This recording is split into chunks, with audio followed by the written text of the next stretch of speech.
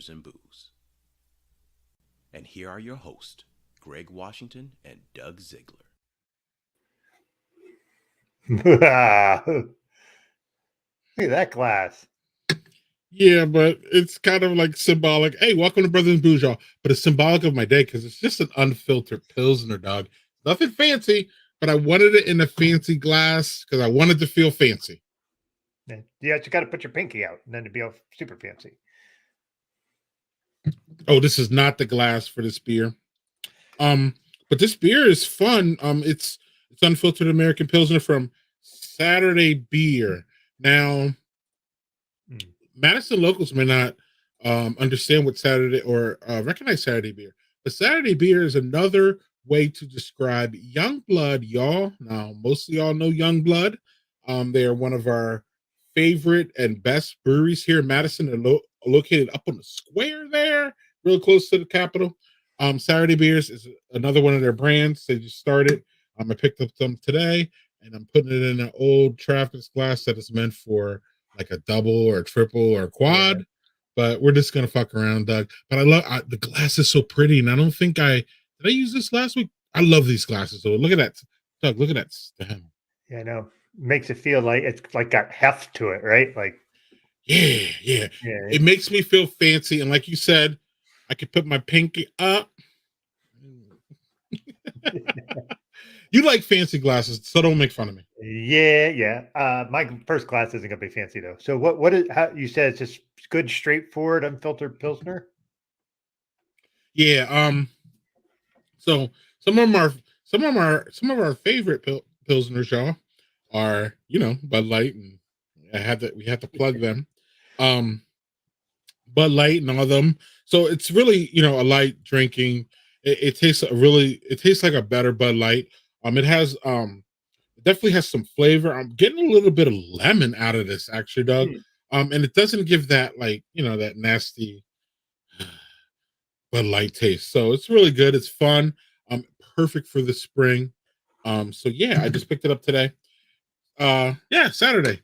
Enjoy it, y'all. It's called Saturday Unfiltered Pills. Check it out if you can in your Madison area. Doug, what do you got? Well, I picked one up today too, but I'm picking up something that I think you would like. This is Even Mo Tears. I'm going to say grand instead of imperial. I'm going to say grand fruited wit beer. So it's an ale with tangerine and lime. Thank you for that, because I was like, what kind of fruit are we going to be messing around with? Yeah, so it's a collab between Captain Lawrence Brewing and Sand City. I've never had anything from Sand City Brewing. I've had Captain Lawrence a few times. They're an upstate New York brewery. I'll have to look up Sand City. Cool. Thanks for answering that, because that was my second question. Where's St. Lawrence? It's St. Lawrence, right? Yeah. Yeah. It's called Captain Lawrence, but I think it's up by St. Lawrence. Captain Lawrence. Okay, Captain Lawrence. Okay, my bad. So look at that. Gotta get that right. I love the glass, of course. Well, it's a barrel and flow glass, but I just love the thing. But look, that's a really nice looking beer. Yes. But the glass accents it, man. That's good stuff. Yeah. So it doesn't have a lot of citrus on the nose as I was expecting, like the lime usually, especially the lime's usually so forward. A little bit of the tangerine there, but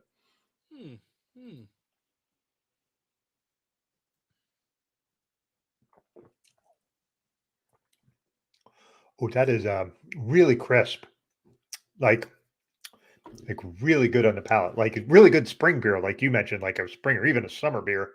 It's got that nice whip beer aftertaste, that what you get after you have a whip beer, just like really hits your palate really well. The tangerine, I'm not tasting very much, but I don't think tangerine is like a very strong flavor compared to like lime. But the lime I'm getting in like the aftertaste. So this is also, as it being a grand ale, it is, I believe, 7.5% ABV for that. That's a lot. Pretty big for a whipper. Yeah, you already know. Right. Fun then. Okay. Summer is so close. Yeah. Well, I think I said a few weeks ago, I saw summer shandy on the shelves at the grocery store, and I was like, Jesus Christ, not even spring yet. They're getting it out there early, and I mean, y'all summer shandy lovers. I don't know if you are, Doug, but y'all drink that. Y'all will drink that shit year round. So I will drink I will get a 6-pack of that for when it's every year. yeah, for the summer shandy, I'll get that. But after like I can't drink more than like 2 for some reason. The lemon gets to a point where it almost has like a lemon pledge flavor to me after a Yeah, bit. yeah. And then I'm just like, okay, that's enough of that. But yeah. I get that lemon pledge too soon, and that's why I don't like that one. But Mhm. Doug, it's kind of like cilantro. You know, like some people get like the soapy taste out of cilantro, where I don't get that. Me either. Me either. I feel bad for folks that do because cilantro is freaking delicious. How, It's so how do you good. not have tacos without cilantro? Oh my god! Some people just. I can imagine if it tasted like fucking soap, you wouldn't want it. That would be gross on a taco. Right. my Irish Spring taco. Right. And also cilantro is one that's really interesting that we haven't seen much in brewing, Doug. You know, we like to throw all different kinds of, you know, herbs in the brews, and we don't see cilantro. So that's good. And we should see it, y'all. I'm not trying to start anything here. Yeah, I have had a basil IPA before, and that was Yeah. awesome. Well, That we've was seen awesome. basil. Yeah. And our friends Liquid Intrusion have a basil. Don't they have a basil? One of their flagships, a basil Oh yeah, something. yeah. They do. They do. Yeah. Yeah, yeah, yeah, yeah. So It's not the Seven Seas one, but there's the other one that they had that I think we had it at Barrel and Flow, if I'm not mistaken. yes, yes. I think it's one of their flagships too. So um we don't have a guest tonight, y'all, just so you know. So just Doug and I like old school. And Mhm. so with that being said, I want to jump right in because I have something to talk about. Awesome.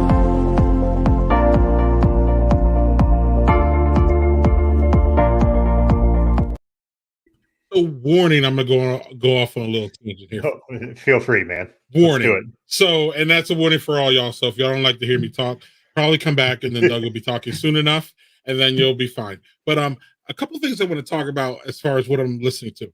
Number one, Doug, is my sons. I've used my sons to remain young.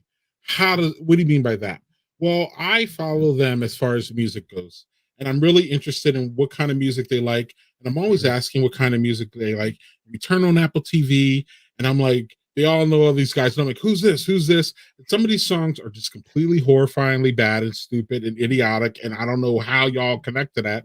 And then some once in a while, I'll find a gem and I'll be like, man, this is bumping. This is great. And I just want us to, as far as old people go, um, I want us to not, you know, stop with this. I would love if our generation would be the generation to stop with the new music sucks and old music is the best. And it was the best when I was coming up.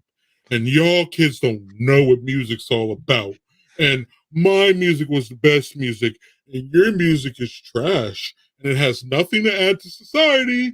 And I'm just an old curmudgeon, and I don't want to move past my 80s or my 90s shit. Y'all need to stop, okay?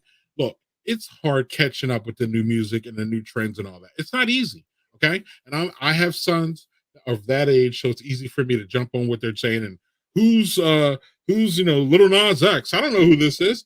And I hear a couple of Little Nas X songs, and I'm like, oh my god, this is not as bad as my vision in my head. So that being said, I listen to a lot of new music. So today, oh no, so we found a culprit. Today, one a young artist named Jack Harlow dropped an album. Jack Hmm. Harlow is a white rapper, y'all. If y'all don't know, he's about I think he's 24. He's you know the new and hip thing. He's a rapper, so obviously he's in like you know the hip hop scene and all that. He actually opened the BET Awards. Jack Harlow did. A white guy Wow. opened the Black Entertainment Awards. Absolutely. So he's big. Black people like him. White people like him.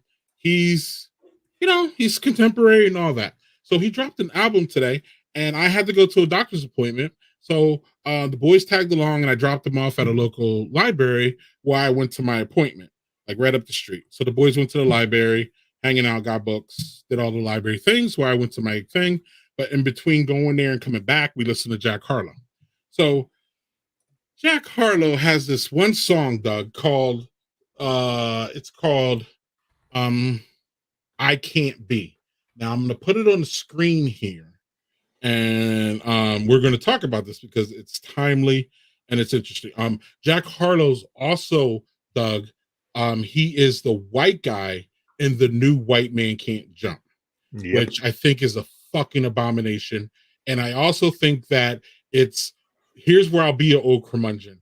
That shit should not be a remake. Y'all should just leave it be. It's a classic. If y'all have never seen it, go watch it. If you've watched it already, watch it again. It's a great film. Rosie Perez, Wesley Snipes, Woody Harrelson. It is just great. It talks about the Kadeem shit that they Hardison. were talking about. Yes, it talks about the shit that we were talking about then. I believe I haven't seen it recently, but it's aged well, I believe, and it doesn't need a fucking remake. It just doesn't. But Jack Harlow is the white guy in it. I'm gonna see it, Doug. I'm gonna probably wait for streaming, but I'm not going to. So Jack Harlow is in it. Let me I gotta bring this up. So then I have something that I want to. Okay, so Jack Harlow comes out with this new album, and he has a song called First Class. Very popular. You probably heard it. If you listen to any kind of contemporary radio, they used to play that song. Oh my god, like 3 times an hour. It seemed like. And then that's when he opened up the BET Awards. Okay, great. I set it up all nice. Y'all know who Jack Harlow is, and that's it. So Jack Harlow has this song, Doug, called I Can't Be. And the song basically says, and we will scroll down a little bit. He's basically saying that it can't be the tone of my voice, it can't be how he's worked hard, it can't be how he's obsessed with his facade, how he stayed at the studio late, how he networked, how he busted his ass, how he did this, how he did that. But what it comes down to, he says in the chorus is that it must be my skin because I can't think of any other reason why I win. So Mr. Harlow there is saying that he's mocking the people, I think, that say that he's white privileged and he wouldn't be where he is if he wasn't white.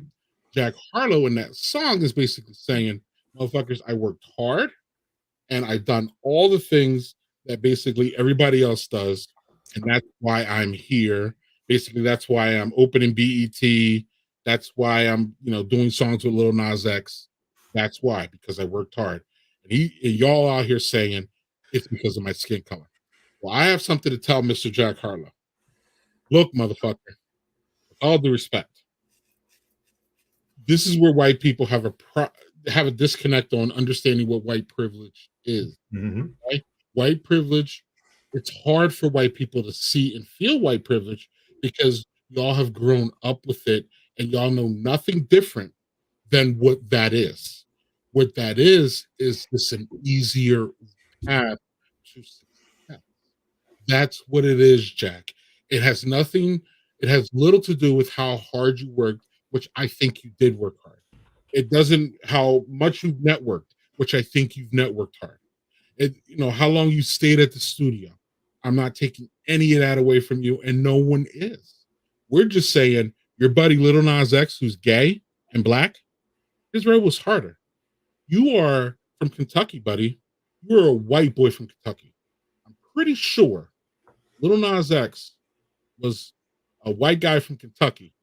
It would be a lot easier on him to get to where he's got today if he was a white boy from Kentucky as opposed to a black gay dude. Okay?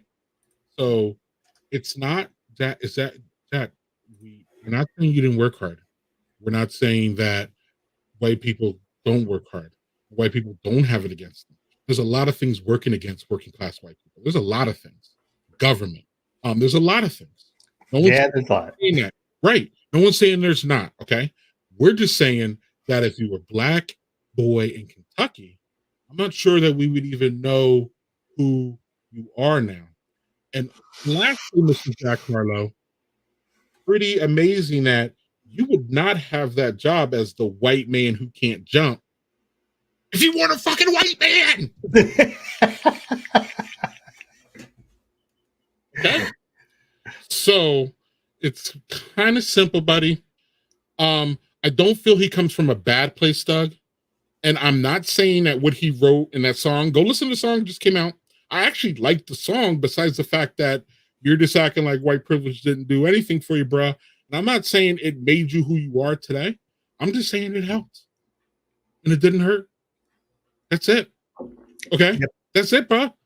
That's it. That's all it has to be. I know you're listening to people on the internet, and I know assholes on Twitter can be assholish. They can be assholish to a little black guy like me who has no following and nobody gives a shit about. It's bad for me too. Trust me. It's bad. I got it. But at the same time, bruh, it's cringy. And I'm not saying it's wrong. This is what I told my kids. I'm not saying it's wrong, his opinion. I'm saying it's fucking cringy. And for you to say that, being the white guy who opened up BET Awards, and of course, black people are going to have something to say about a white person opening a black BET Awards, just as we have something to say about BET being owned by white people. Okay? For us, it's problematic because it says black entertainment, and we have white folks running it. Now, yes, maybe they have a whole plethora of white black people around them telling them what to do. I hope that's the case. Okay, Man, this is black entertainment, right? But Jack, you're gonna have to take, if you are the one who was, again, I would have to say though, those white people probably have a lot to say if a white guy opened up the awards. But we can we can put that aside.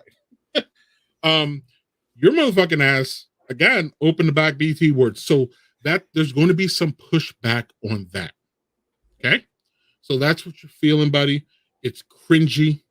And I'm just actually, you'll never see this, but I'm just trying to help you out. It's cringy. I'm not saying it's wrong, but it's fucking cringe. And that's not cool, dude. But you can go ahead. There's a lot of black people that like you. I don't know what's going to happen after they get wind of that song, but I'm expecting some pushback on you. And you might have to say something about this one because, again, it's pretty cringy. And we understand your plight, but at some point it has to stop and you have to acknowledge the privilege that you do have. I'm not saying, again, I've already explained myself on that. So, Doug, I'll give you a chance to respond. And I still got a little more too. Okay. So I'm going to talk about something that happened to me once at a playground in Harrisburg, Pennsylvania, that kind of relates to this. So I know if you are a white guy in a industry or something that is predominantly black, like basketball is one of the things. I played basketball for many years, but where I grew up wasn't like that. I grew up, it was all white kids. But then when I moved to Harrisburg, I was not. That was like of the minority there because we had a lot of brothers down there that played. It was great. And I remember one guy said, and I was just torching him. I was demolishing him. And I was just having a good day. And he's like, you're not going to score me anymore. And I said, why? And he goes, because you're white. And I was like, all right, man, listen. I get when you hear that, and you can kind of, if you're from a place of privilege, it's easy to take that as an insult. Mm-hmm. It really is. And what's the phrase? It's something like, to the privileged, rules feel like oppression, or something to that effect, where it's like, and listen, you are in a realm where it is predominantly folks of color, and you're doing your thing. Don't bring that into it. You know who doesn't do that shit? Eminem. And Eminem is a widely respected rapper amongst everybody, except for some people who just don't like him because that's the way it is. Some people just don't like him. But it's like when you talk to people, like I will say there's somebody in my family who gets mad about things, and he's just like, listen, I'm a white guy, but I work my ass off. And it's not that you don't work your ass off, it's that you have a step or two ahead of people that you don't even realize because you've never had to make those steps. Those steps have always been behind you. They have not been in front of you. So I would agree. If I listened to that song and heard those particular words, I would be like, what are you doing? So, I have never listened to Jack Harlow, never. So I don't know what he sounds like. if he's a white guy in this movie, I'm already he has a strike against him because I'm with you. Don't fucking remake that goddamn thing. That thing was a gem. Leave it as is. But I have stuff I'm listening to, but you have more. I want to hear what you have to say. Sorry. Yeah, so that also led to, because this is why it was so chaotic today, why there wasn't a post and all that, because I was having this conversation with my family. We're having a really good back and forth about it, and it really got to like 20 minutes before the show, and I literally started to prep for the show. Y'all, normally I usually do about an hour, sometimes an hour and a half of prep for the show, whether it be the outro, whether it be show prep, whether it be videos, whether it be research for the guests, so I don't sound like an idiot and I know what they're doing. There's all that. So today I didn't get to that. I guess I had in my back of my mind that we didn't have a guest. So then there were some things that were like, we could just, when I want to have a guest, I kind of want to be a little bit professional, just a little bit professional, so that we don't look like just a little. But so we had the conversation about it's pretty interesting, for sure. So we had the conversation about racism and bigotry. So this is a conversation I believe that we all need to have, because there's a lot of misinformation, a lot of shit going on. And I wanted to explain it to my boys, because as y'all know, my boys are half black, half white. So they got to navigate this in a way that I've never navigated it, even though a lot of y'all think that I'm half white because of my skin tone, but my parents are both black. My grandparents are both black. All four of them were black. Blackity black. So, yes. So I guess maybe if we get further out, we can find some white shit there. That's in everybody's lineage, for that matter, at this point in this in this America that we live in. Long story short, racism, y'all. Again, a lot of our listeners are smart people and they know this, but this needs to be said. Racism is a systematic put down of one group to another. It's systematic, y'all. It's big. So black people and people who are minorities in this country feel racism. Okay. Now, bigotry is the hate of another person because of who they are. Now, this is where white people come into play. White people can be the subject of bigotry. In America, listen to me clearly. White people cannot be the subject of racism in America. It's not possible, because y'all are the majority. Do you understand that? White people, racism can't hit you. Bigotry can and likely does. I'm here to acknowledge it. I'm here to call it out. There are a certain segment of, specifically, let's talk about black people because I'm black.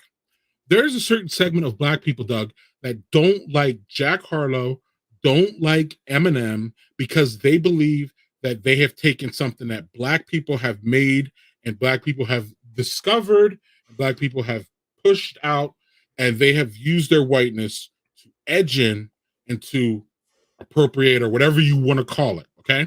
I don't agree with that. And the reason I don't is because, Doug, let's hit the reality of this one.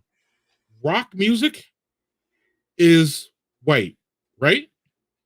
Generally, right? Would you agree? Yeah, it didn't have its origins with white. No. Hold on. No. I'm going. Let's paste this because we don't have a guest. So just hold on.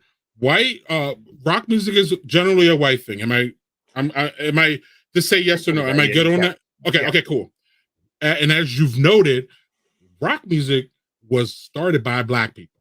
Okay, so at some point there was a transition where black people started rock music, and then white people said, "Yo, this shit's cool. We're gonna do it, and we're gonna do it on a bigger scale, and we're gonna fucking take it to different places, and like heavy metal, and now what do we have? Contemporary rock. We have alternative rock. We got alt rock, and we got there's so many different genres of rock, and I'm a rock fan. Don't get me wrong. I grew up on that shit. I mean, my first vinyl was Pink Floyd. You got, classic rock. My last concert was psychedelic rock. I love rock. Don't get me wrong. But white people have taken over rock and ran with it. Okay. I don't feel, and I don't see a lot of black people saying, "Hey, Godsmack, fuck them. They appropriated rock and roll music. for black people. You know what I'm saying? So that's why I feel that, charging Eminem or Harlow with that is a bit harsh. That's what I'll say. And it can range on bigotry, meaning I just don't like Jack Harlow because he's white. That's bigotry. Okay. If you don't like Jack Harlow because he's white, that's not racism. That's bigotry. Okay. So stop white folks running around saying we can feel racism and all that. No, you can't. You want to feel racism? Go to fucking Congo. Go to Nigeria. Go to a place where it's dominated by, go to Brazil. Go to Argentina. Then you will be in a place where white people aren't the dominant society, that don't hold every single thing, that makes every single law in almost every single place. Out of 50 states, how many governors are white? All of them. How many senators are black or white? All of them. Yes, Cory Booker. Yes. And Hakeem Jeffries. But he's not even in the Senate. Yeah. So, and that we got a coon in the Senate. What's his name? Big Teeth from South Carolina. So there's 2 black folks, and one of them is a fucking coon in the Senate. So anyway, my point is that we need to stop using the word racism towards white people because it doesn't apply to you. So stop it. It's bigotry. And yes, y'all feel it because there's a lot of people in all kinds of communities that feel a certain way about white people. And I'm not saying whether they should or not. We can decide all that. But they just don't like white people because of either what white people have done, or they just don't like white people because they're fucking bigots. I can't explain it, just like I can't explain the white racism, okay? And I'm not going to explain it, nor do I need to, because I'm not a bigot myself, okay? So, but I can tell you how these words, what these words mean. Bigotry means I hate you because of who you are, Doug. Racism means racism for your aspect and our aspect is I feel racism from white people. Y'all can't feel that because y'all not black. Okay. And what's even worse, Doug, is that black people can feel racism and bigotry. So, what happens when there's a Hispanic person that just hates black people? That's bigotry. That's not racism, because the Hispanic people generally can't stop me from getting jobs, can't stop me from upward movement, can't stop me from, any of that shit. Whereas white people can literally take away my right to vote, literally take away my freedom, whether it be through y'all racist cops or y'all racist policies that lead to racist cops, racial judicial system, and on and on and on. So Eminem, I like Eminem. I do. And I've always liked Eminem. I don't have a certain way, but I understand when people feel that he appropriate, he's using black culture and all that. That's fine. I'm not going to disagree with that or argue with that, but I'm not going to defend those views. And that's it. And I don't think I have to defend any bigotry or racism because I don't do it anyway. It doesn't matter whether they're from my community or fucking not.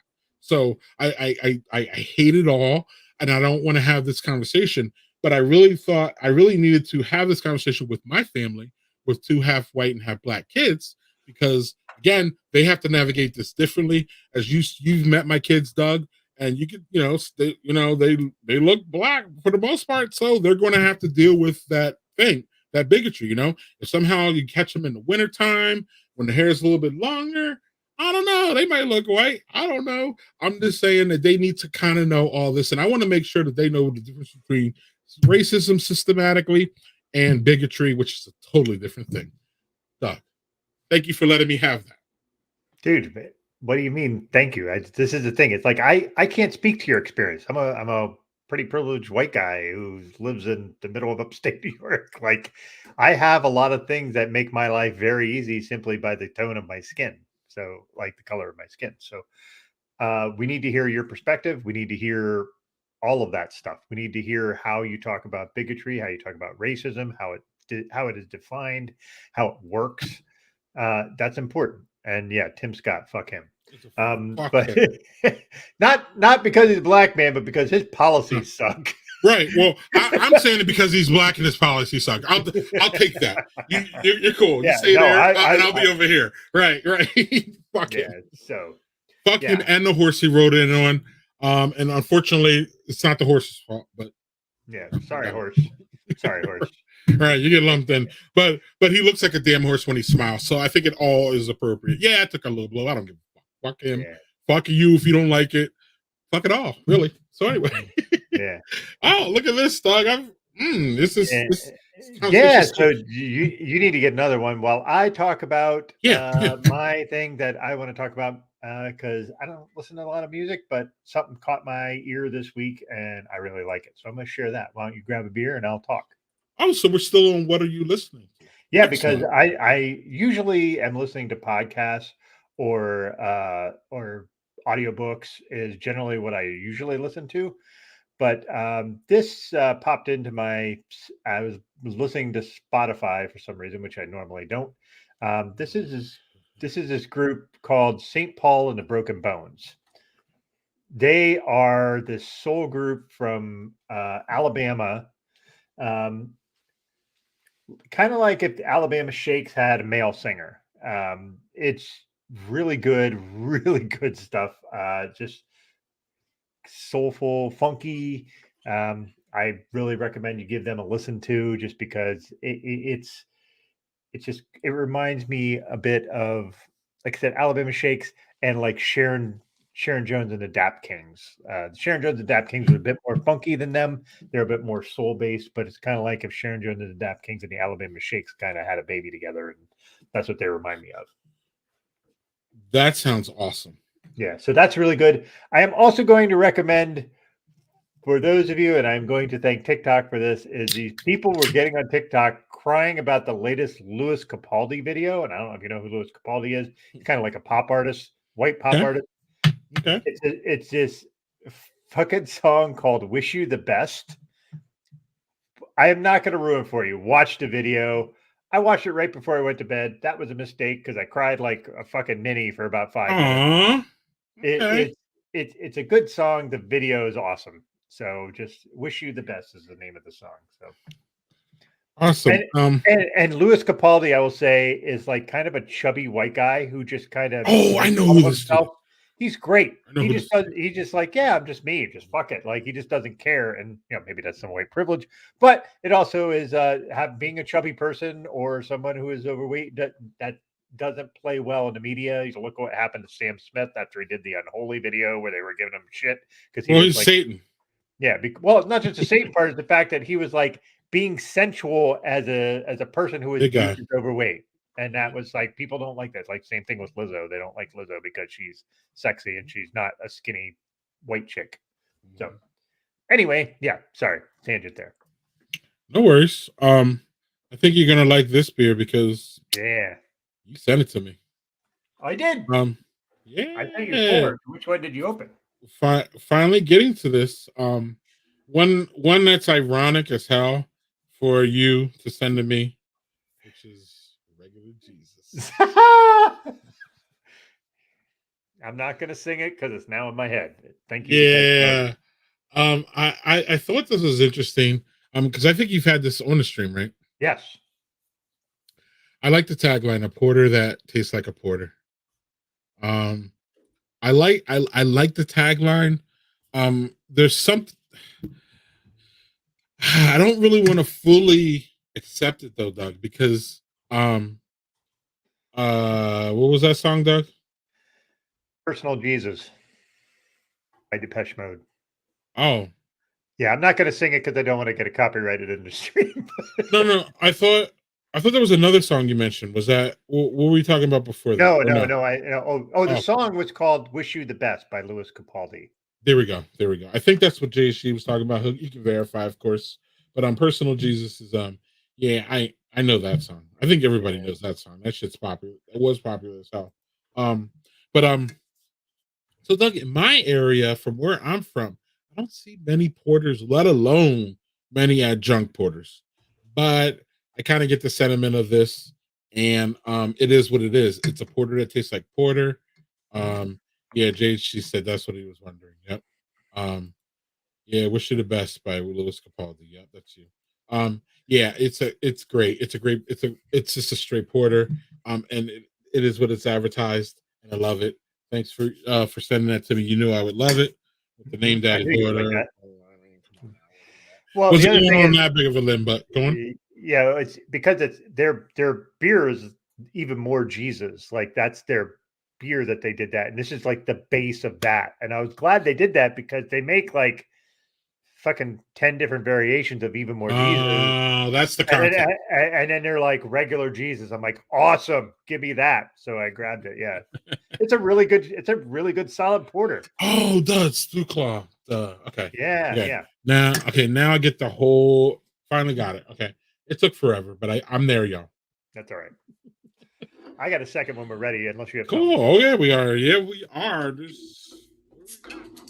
Yeah, so I'm gonna open something that I had at a bottle share this week. I go to a bottle share every 2 weeks at the North Brewery. This is from Shiner. It is called Trail Ale, and it is basically trail mix in a bottle. So it's an ale brewed with chocolate, nuts, dried fruit, and other natural flavors. So It's a Ziggler special. It is a Ziggler special. But I had this, and I will tell you before I even drink it here, it's fucking delicious. And I had Jill try it tonight, and she was like, "That is really fucking good." And it's only 6% ABV. It's a low ABV beer. So, and Shiner is like one of those things. Like I have some of their stuff, and it's okay. I still think their prickly pear ale. I don't know if you ever had that. That was fucking delicious. That was the best beer I've ever had from them. This is a close second. But what's great about it is you put it on the nose and you get all the it really smells like marshmallows at the beginning. And I don't know if that's the nuts and the chocolate combining on the nose, but it almost smells like marshmallow on the nose.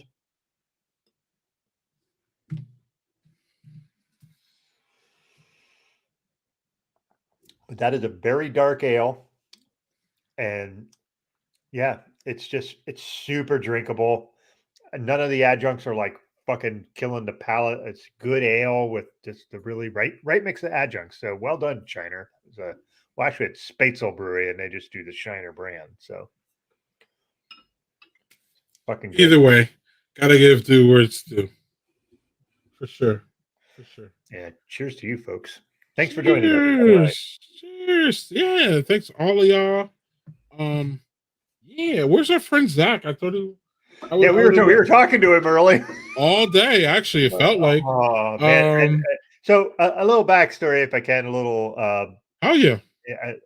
I sent him this thing. There's an author named Zach Rosenberg who is publishing like a noir book, and it came on my Twitter feed for some reason. And I posted and I said, "Holy shit!" Like I know it wasn't our Zach.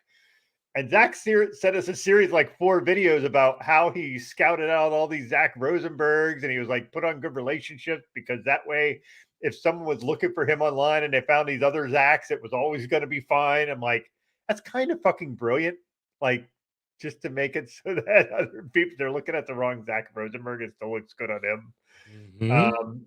And yeah, y'all know Zach. He's just hilarious and he's a lot more thoughtful than people realize. He really is. And yeah.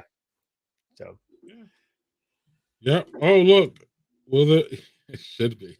Yeah. That would be amazing. Oh my God. If it would be that would be awesome. It would not be a very big convention, but it would be awesome. Yeah, but I would go. Also, I would like to say that when he sent us those videos, Greg, and you can attest to this, he had the pink robe on in the video. Did you notice that? The fucking pink robe that Zach hasn't changed his fucking Facebook profile picture for fucking 15 years. Same yellow robe. A little less yellow or a little less pink now. It's a little more muted. Right. After years of use. I didn't want to see it, but I wonder if he had his slippers on or not. You know, that's a point of contention. Yeah. Were you on the thing where he sent me and he talked about how he changed slippers in his house to go from one room to the other? He sent that to me and I was like, how many fucking slippers do you fucking have? Yes. I'm telling you, man, that shit will wreck you guys. I'm not shitting you. So, Doug, I didn't have time to do shit, y'all. I didn't do shit for this week, but I do have a question for you, Doug. Okay. It's kind of timely. Room slippers are a thing? Apparently some for people. Zach. Apparently there's bedroom slippers and kitchen slippers, I guess, or some shit. I don't know. Yeah, or is he like the Art Eddie? You know how Art Eddie has like 6,000 pairs of sneakers. Yeah, and him Maybe for Zach is the slippers. yeah. Maybe Zach's a Thing? slipper form of Art Eddie. Yeah, or something. Hmm. Anyway, Doug, can you name a guilty pleasure of yours? And by guilty pleasure, I mean it's something that you partake in that morally maybe it's not the best thing to support, but it's just something that you like. Morally. Oh no. Well, I'll tell you mine, and then you can jump All off of that. How about give me that? yours as an example Right. because I'm trying to think, and maybe I'm sure I have them. I just don't know what. Right now, it's on right now. It's the fucking NFL draft, and just the NFL in general. I'm not sure morally I should be there for a couple reasons, to be honest with you. But it's just something that I even if I hate it and I want to take my fucking eyes off of it, it's just fucking difficult as hell. And maybe it's ingrained. And of course, this is a fucking meat market. And of course, there are a whole bunch of white rich millionaires who do a whole bunch of racist shit. See Kaepernick, and then they get away with it by just paying money to get out of it. And it's just a whole systematic. They don't hire any black coaches, and when they do, they fire them within a year. Hey, Houston, Houston has hired 3 black coaches in the past 3 years, Doug. The problem is they fired 2 in 1 year.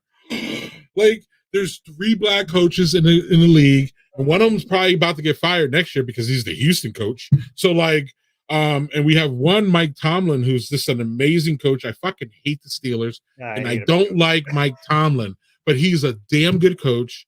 He's a damn good coach, and it happens that he's black, but y'all won't give anybody else. I mean, black coaches get they get hired and they get fired in 2 days. Y'all were trying to fucking fire Mike Tomlin 2 years ago. The dude's never missed. He's never had a season under 500, and meanwhile, y'all still out here trying to fire him. So NFL is not really something I should support. And that's what I mean by morally, Doug. I just shouldn't support it. I shouldn't support it, but I do. And I watch it. And then the whole Deshaun Watson thing, it's just fucking disgusting. And that's my team. So that's what I mean by morally, Doug. Do you have a guilty pleasure where it's like, everything about you is like screaming, dude, why are you in this? But yet you're in it. Besides porn?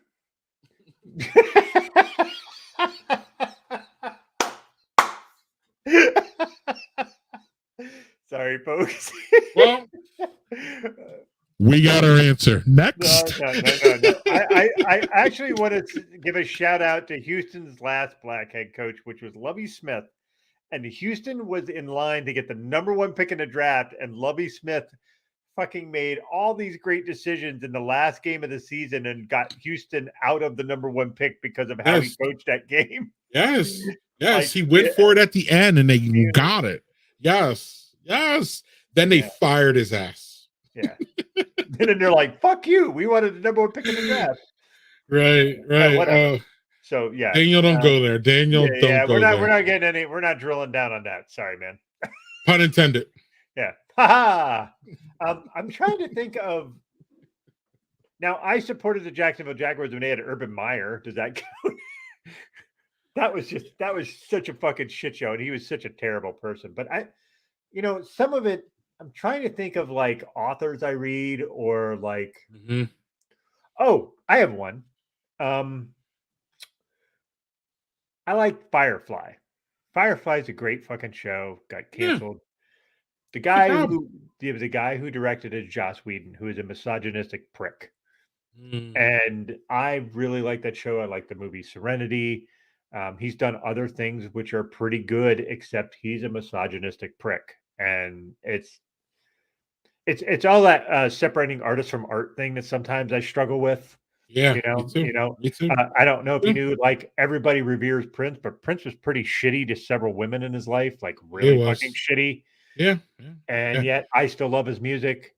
James Brown, Michael Jackson, like Michael Jackson. There's things you can do. It's like, but you're just like, man, I shouldn't, but goddamn, that just hits right, and it sucks.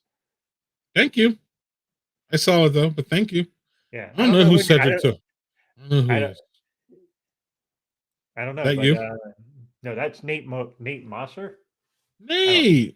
Nate, you actually watched this shit? Good on you, Nate. Love it. All right, Thanks, Nate. buddy. I did Thanks, see it. thanks for the heads up there. Yeah, that's fucking excellent, man. Nate's my boy. He knows he knows that I'm a Browns fan and I fucking love this shit. So yeah. I don't know who Cedric Tillman is, Nate. I'm gonna have to jump off of here. Oh, Nate does. Oh, he does watch this. Yep. Yeah. Excellent. Yeah. So Um I want to point out the JHG's comment here because this one? yeah, because he's Okay. talking about how Buffy the Vampire Slayer had a lot of lesbian undertones to it, a lot of gay tones, like a lot of LGBTQ tones to it. There is an author named Brandon Sanderson who is a very prolific fantasy author, and I mean really prolific. He raised the largest Kickstarter ever because he wrote 3 books during the pandemic, and his books are fucking like 700 pages long. They're fucking crazy big. They're like George R. R. Oof. Martin novels. Yeah. But he is a Mormon who, for many years, supported banning gay marriage. In recent years, he's kind of come around on that. But in all his novels, he has gay characters all over the place. So that's a guy that, like, while I was not a big fan of his stuff, it's like it's a very problematic person to be like if you're in the fantasy genre. Like it's much like I don't know if you've heard these things, but like Tolkien, when he wrote Lord of the Rings, he got a lot of pushback as being very anti-Semitic because of some of the tropes, quote unquote tropes he used, and he spent a lot of time after that trying to undo that. Sanderson just kind of rolled around 15 years later saying, "Yeah, I support gay marriage," but that was a yeah, that's right. He was brought in for Wheel of Time after Jordan's passing because of how good of a writer he is. He's a good writer. But, yeah, It's hard to it's oof. Yeah. Real quick, going back to Nate. Yes, we've had fun at a Three Sheeps anniversary before, and I'm not sure when that's coming up though, isn't it? I'm not sure when that is, but it's on my calendar and the family's ready to go, so I'm pretty sure we'll be up there for sure. She says this is how so many sci-fi authors are known as being very conservative. yeah, it's a weird thing. It is a weird phenomenon because sci-fi you think would be very progressive, but if you're thinking of someone like Carl Sagan, yes. Douglas Adams is actually pretty progressive before he passed early. But there's some that are just very much not, and it's really weird. So back to Buffy the Vampire Slayer. This is a story I'd love to tell. Buffy the Vampire Slayer is the only movie I've ever walked out on, Doug. Oh wait. Was Sarah Michelle Gellar in that movie? I would know because I walked.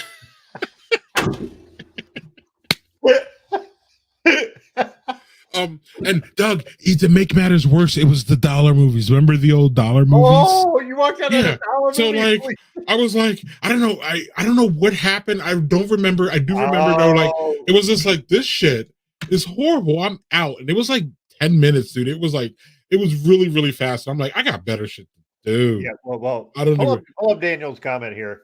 Christy Swanson is a right-wing nut job, so that kind of tracks of why the movie was so fucking bad. Okay, so, yeah. And I wouldn't know if it was bad or not because I left. So and then Mary Zora just came in and said the movie's so much fun, and I'm like, what? Right.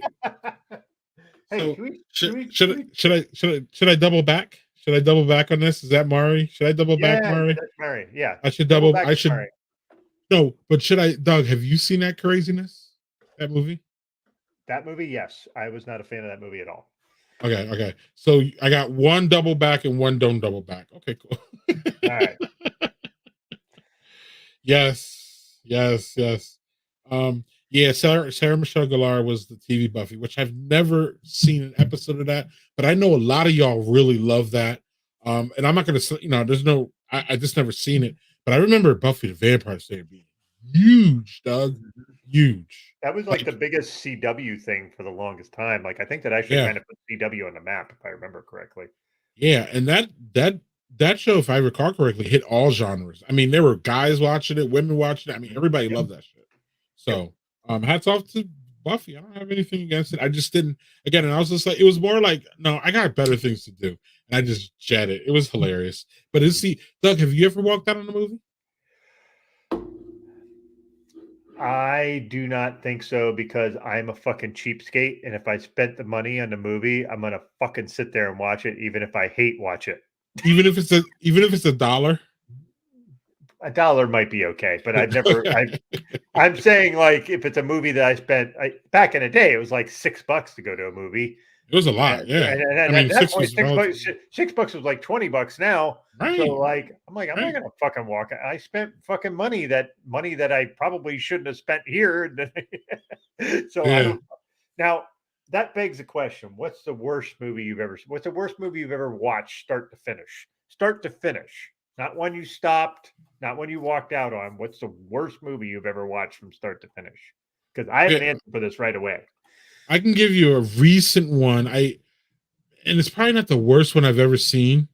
And y'all probably gonna come after me in the comments, and y'all can. That's y'all prerogative. But Zack Snyder's Justice League was fucking horrible, and it was a waste of my goddamn 4 hours. I want That was a all long of my movie too. I want right, and I want all of my fucking 4 hours left. And I watched it with my kids too. Oh my god, I was like, this shit's dragging on. And I like, listen, man, I grew up with the Justice League, the cartoon. I fucking love the Justice League. That was my shit back in the day, dog.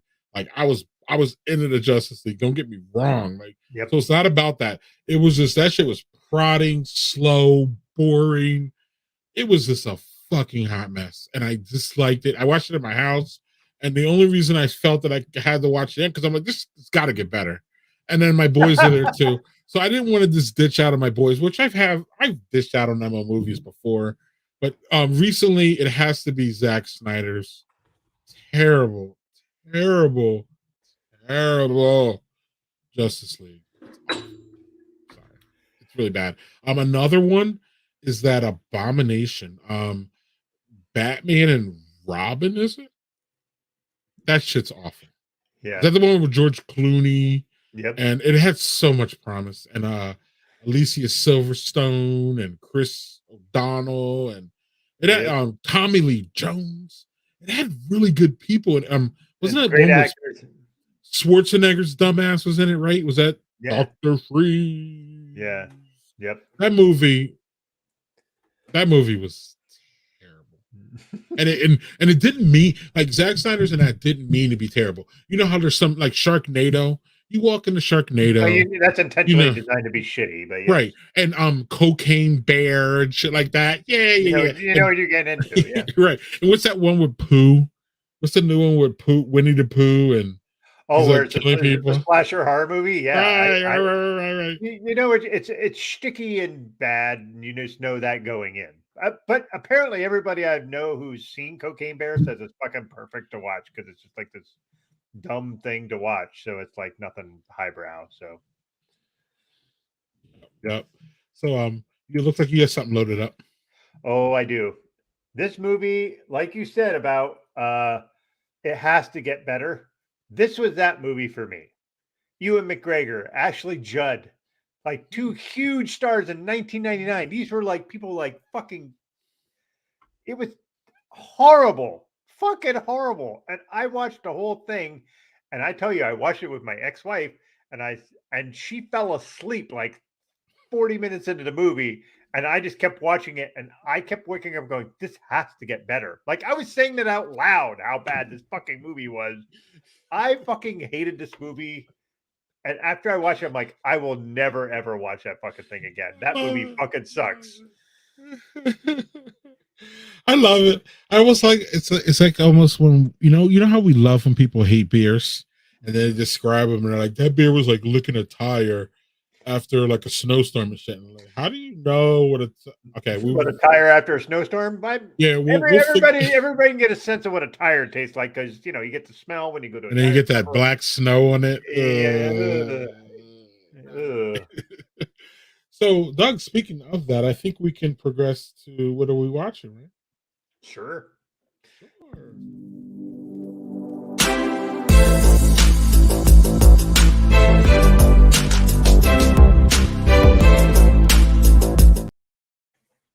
I gotta remember what last week's Saturday matinee was. I completely forgot. It was it was Ferris Bueller's Day Off. I recently watched. That show has aged pretty well, actually, dog. And it's part of the Saturday matinee in my house. For those who aren't familiar or don't follow me on Twitter, Saturday matinee is a time that I show my kids movies that came out before they were born. So 2004 on back. Ferris Bueller's Day Off, obviously, is an 80s show with young Matthew Broderick and Ben Dumbass Idiotic Stein and a couple other people that I don't know, but you've seen them in a bunch of movies. Everybody knows Ferris Bueller's Day Off. My kids enjoyed Jennifer Grey. Yeah, my kids enjoyed it and they loved it. They had a good time with it. They thought it was fun. Unlike Batman 65, which they completely hated and thought was trash and a waste of their time, is basically the feedback that I got. So, yeah, what are you watching, Doug? All right, so I started this. I only started it because I don't have MGM Plus.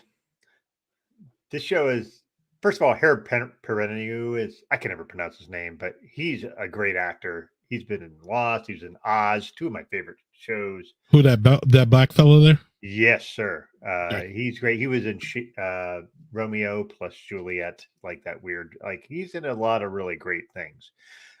So the premise is like there's this town that like everybody has to go back in at night because and like not look out the windows, and then these people stroll into the town and they get absorbed into the town. It is it. I don't know how to explain it. It's just I'm. Is it scary? Yes, it's a horror show, and I just like one of these things where I'm like, I want to watch more, but I also don't want to subscribe to another fucking service because I don't have MGM Plus. So like, it's such a cool, like I'm like, okay. Wait. So what happened? You were able to see like one or two shows on a preview? Yeah, I was able to watch the first episode, and now I have to see how at the top here it has this like has Harold Perrineau, and he's like screaming, and there's like that weird face, like in the back. Beginning. That's just creepy. Yeah, yeah. That's the shit that comes to your windows at night in this town. No. So creepy as shit. And there's a season 2 coming out soon, and I really want to be able to watch more of it, but I'm not sure that I can. So if anybody has an MGM Plus account and you are willing to let me quote unquote borrow it, I will be your friend and I will send you beer. Look at Doug using this platform for bad things. Yep. I got no shame, man. Fine. And it wouldn't be the first time. Nope. There's something else I wanted to talk about. What do you got started here? Let's see here. Oh yeah, old stuff. Okay. Yeah, I have a third beer if you want to go over that. Of course. And the reason I have a third beer is I have so much shit in my cellar fridge. I have to start drinking some of it. Yeah. Oh yeah, and I'll talk about that in a second too. Look at the date on this, Greg. That's a pandemic beer, literally. Yeah, that's from the north. And the name is appropriate. I don't recognize this world anymore. So this is a stout that had vanilla, just stout with vanilla, which unusual for them. They usually put 50 adjuncts in it. But so a 3-year-old beer. Holy shit, it's starting to spill. Awesome. Yes. There was something else I wanted to talk about. No, I forgot. Oh, shit. All right. I'm going to go off camera for a moment and grab paper towels because that shit opened up and just went whoosh, all over the place. So. Oh, look at that. Yeah, the stout is out. Literally, JSG, everywhere. So, I guess this is time where I get to vamp, y'all. Let's see what we can do with Doug here. Can we do anything with this? Yeah, look at Doug's cleaning up there. Oh yeah, so next week, y'all, let's talk about this next week. So on Wednesday we have the Cold Bar. Doug and Renee return to talk about I believe Waco, which is nutty as hell.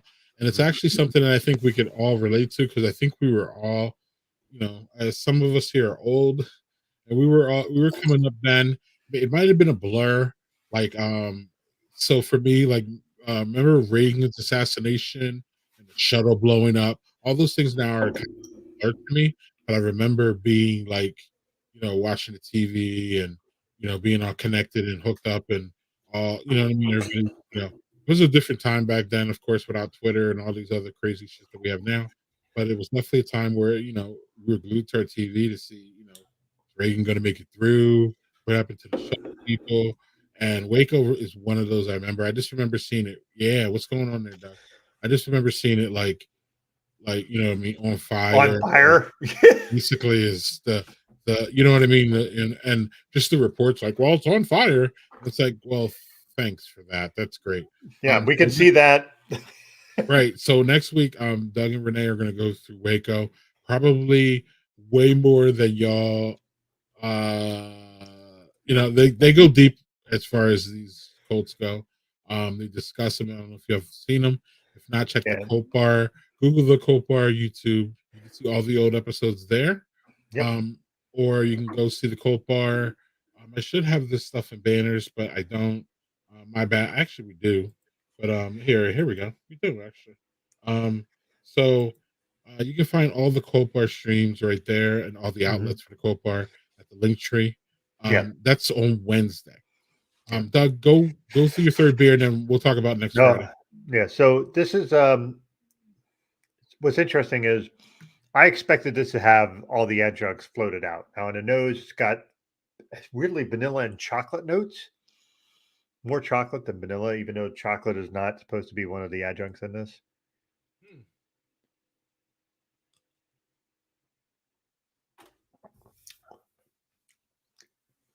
And the vanilla is still there 3 years later. Not much. It's just a good solid stout with a little bit of tiny vanilla notes. So that's surprisingly held up more than I expected after nearly 3 years. So that's great. A note on the Cult Bar. We're going to be the thing that's going to guide us for this episode, if you want to use it as a guide to watch, is this. There is a documentary on Netflix called Waco American Apocalypse. That's a 3-episode show, so you don't have to invest a lot of time. Doug, you want to pull that up quick if you do? Because we can, sure. Yeah. I'm sorry to cut you off, but go on. No. Let me pull that up here. But because there's also a Waco fiction series called Aftermath that shows what happens after Waco and everything, because spoiler alert, Timothy McVeigh is involved, and we all know what he did. So this is the documentary we are going to be using as a guide. There's a million documentaries, a million things to watch. Renee and I will deep dive on this. And this is the first big cult we've really done. We've done, NXIVM was not big in the amount of people, but it was big in scope as far as the shit they did. That was probably the next biggest. This is the first really big one.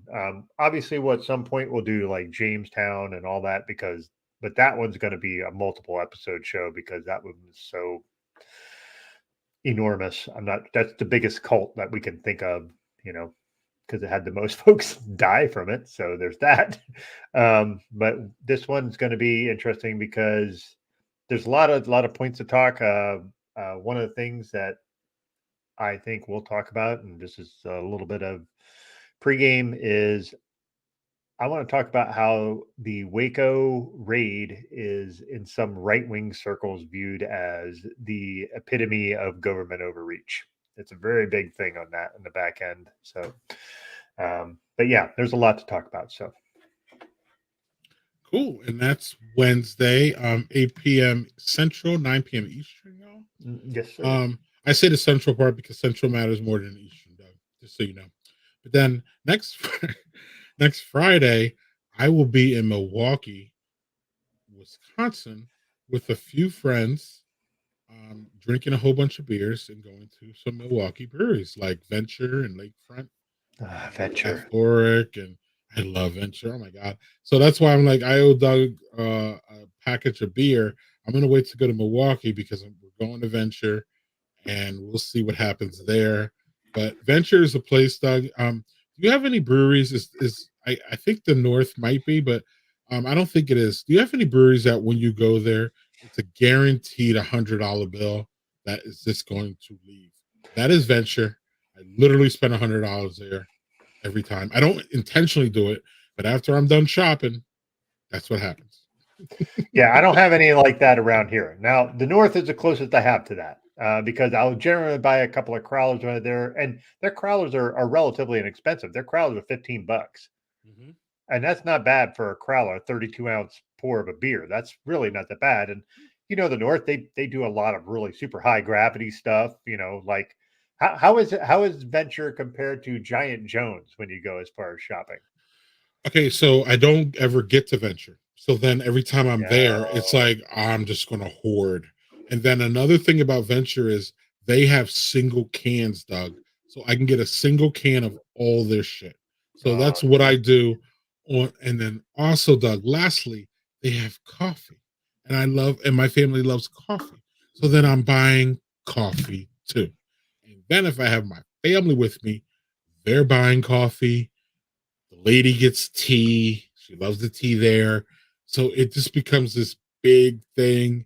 And if Simon is there, then we have one at the bar together. And it's just man, it's a whole ass mess. But I I'm don't not really this guy. care. It's just great. Yes, it's just fun. And it's just like I never get there. So like $100 gets dropped pretty much every time. And I don't really care. And that's just the way it is. And that's just me, supporting the black owned business too. And I just love it and it's great. And yes, I did say Milwaukee. I will be in Milwaukee from Thursday to Sunday, and we're going to be going to all of those things. Programming note: if y'all want to see pretty much what I'm doing next weekend, and then I have something to talk about, y'all need to please subscribe to the Badger Beer Hour YouTube channel. We are going to be putting up more content there, specifically YouTube Shorts. So I'll be doing shorts pretty much everywhere I go. My sons are helping me produce all of this. So there'll be a whole lot of programming going on there. Some of it will slip to the Daddy Porter stuff, but I'm really trying to work on our Badger Beer Hour content and bring you more there. It's a project that I love. And I understand if none of y'all, who aren't in Wisconsin, watch it because it's really not, we're just really talking about Wisconsin, but it's a prep project that I love. I love working with Drosner. I love working with Landon. I just think we do a good job. Doug, we call ourselves now the premier live stream for Wisconsin beer. And why are we premier, Doug? Because we're the only ones. Yeah, but Cheers. yeah, but I will attest that as someone who is not from Wisconsin, it is a great show to watch. You will learn a lot more, even if you're not from Wisconsin, because you'll hear like when Drosner interviews people and he gets in kind of nitty gritty of the brewing stuff. I'm going to tell you, you'll learn a lot. I've learned a lot from that just listening to him talk to brewers and stuff like that. It's great. Yep, and I love Drosner too because he's a journalist, y'all, and he's a print journalist. He's just a writer, so he's really, really respect to him. Pretty raw as far as interviewing people live, and I like that aspect because he comes off as real, really, and we're not polished, producing people here. We're just normal people who love beer, and that really comes out in that with him. And he's just he's our news editor, so he's in charge of all the interviews and all the news, and he does a fucking fantastic job, Yeah, he and I does. could not get it done without him. But it's a project that I love. So, lastly, Doug, I do want to announce here. We are planning, as far as the Badger Beer Hour goes, Doug. I am so excited about this. I can't say enough. We are one of the things about Milwaukee that a lot of people don't know is obviously the rich beer history. Milwaukee probably has one of the best beer histories of any city in this country, and I Mhm. don't say that lightly. The reason is because it was just a German immigrant thing, and they just really met it here in Wisconsin, and that's why we got Schlitz, Blatz, Pabst, People's. Miller, Peoples, but those were the big ones, and those Mhm. came here, and there was a whole lot of different little ones going on. But what the Germans brought here, though, really to Milwaukee, is beer gardens. There are literally 7 beer gardens in Milwaukee that I know about, and I'm pretty sure there's more. So the first weekend in July or June, sorry, Landon and I, maybe Drosner, Not sure, but Landon and I are going to Milwaukee, and we're going to all 7 beer gardens in one weekend. That's awesome. That's going to be fun. It's going to be great. We're going to chronicle it all on Badger Beer Hour's website down there. So if y'all interested in that, that's great. I don't know if I'm going to get it to any beer gardens next week. I hope to, but we're going to do them all and chronicle it because it's really, really, really awesome. And Milwaukee is, sorry, y'all. I know some of y'all are going to come at me. Milwaukee is the best beer city in Wisconsin now. It's taking over. It's taking back that mantle. Madison was for a while, respectfully, but Milwaukee now just has the quantity and the quality to pretty much blow Madison away. With all due respect to my Giant Jones, my Young Blood, my Working Draft, I can go down a list of Octopi. I don't we don't really consider Octopi and New Glarus Madison because they're kind of on the outskirts. Okay. Technically, but if you want to throw Octopi in there, that's great. But I still got more, man. I got Carbon 4, I got Delta, there's just so many. I got Starkweather, I got Parched Eagle, I got Vintage. So Madison has awesome breweries, and I'm not even trying to like assail them in any way, but Milwaukee's landscape and just the bigness of them on top of with the history that you have with lakefronts, shit like that. Then you have the new wave like Venture and Mobcraft. It's just really insane how great Milwaukee has become. And hats off to Milwaukee. It's a city that, in my opinion, that is it's the reputation of it, Doug, still has not caught up to the progress that it has made as a city. And I know it's one of the worst red line cities, but it's really not. Milwaukee is very comparable to Allentown, Pennsylvania, Doug. Oh. Not only in population, but also in like crime and stuff. And Allentown's a little bit of rough around the edges, from what I know. It's always kind of a little rough around the edges. But Milwaukee is progressing to be that way and better. And I just can't say enough about Milwaukee as a city now. When I first moved here, I would not ever go there, and I didn't like it. But it is changing, and we have to acknowledge one of the things that I think is harder for older people as we get older is to like remain open to change and remain open to changing your mind. And like, Milwaukee 20 years ago is not Milwaukee today. And I'm telling y'all, I'm going to find out next week even more. Milwaukee is just becoming a really, really great place to be. Yeah, I totally get the downtown comparison. I haven't hung out there in years. That was my old stomping ground. I lived a lot of especially my young 20 years. When I left Allentown, I did not have a really good view of it. And I kind of still don't. But I'm willing to go back. I hear good things. The last time I was back there, I had a good time. There were some breweries there. It seemed like they cleaned up. They got that arena downtown now. And they're doing a whole bunch of different things. So I'm sure Allentown I hope Allentown's gotten better, but I know for sure that the Brewers have gotten better, or the Brewers. Milwaukee has gotten better. Since Billy Joel sang about it, right, Daniel Fisher? Yes, he did, and that's a great song. Allentown, absolutely, absolutely. Kicking up the dirt. Badger Beer exclusive. That's a fact, Greg. I'm not sure what that's about. Yeah, we are the number one live stream. I think he was talking about Milwaukee being a great beer city. It is the old school too. Milwaukee has it all. And on Badger Beer Hour, we're going to be doing some more history. So you're going to be seeing more about Milwaukee history. If you're interested in any of that shit there, I'm working on some guests for that and all kinds of crazy shit. Badger Beer Hour is being taken up. You can't see that behind the scenes, but I'm working my ass off to do and make it better than what it is now because I just love it. Again, like I said, we are the number one live stream for Wisconsin beer. Hell yeah, we are the premier, Daniel. Premier, man. Premier. There's no one else doing it. So how can we not be premier? So that's one of the things I learned, though, Doug, real quick. I'm learning SEO. I'm learning I'm literally taking class. Yeah, I'm literally taking classes on SEO and YouTube. And one of the things, Doug, that you have to do is you have to find out your keywords like Wisconsin beer or all that. You have to literally say it in your videos because Google listens to what you're saying and then they will apply that. Of course they do. right?